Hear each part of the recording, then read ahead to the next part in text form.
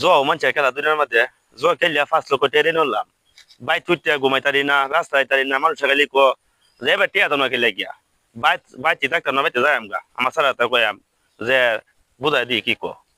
on হুনো কি কো বাবা coin বাদন অন ওদিন তো রেন চুন করে তো কুটিয়ে ফেলছি বাইত গেলাম রান্ধো রেন হলো চাপ দে